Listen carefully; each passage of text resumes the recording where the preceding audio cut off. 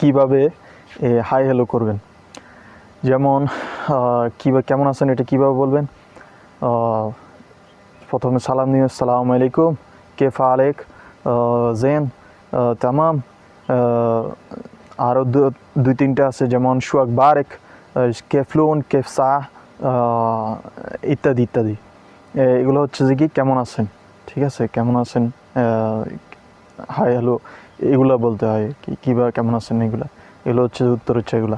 আর হচ্ছে south Korea, যেটা আমি শিখছিলাম সাউথ কোরিয়া, কিন্তু যাইতে পারিনি, এটা স্বপ্ন রয়ে গেলো। এটা হচ্ছে আনিহাসেও, এটা হচ্ছে সাউথ অফ কোরিয়ার ভাষা, বুঝছেন। আর ইংলিশ তো জানেন সবাই, হাউ আর ইউ, এটা সবাইকে বলা যায়।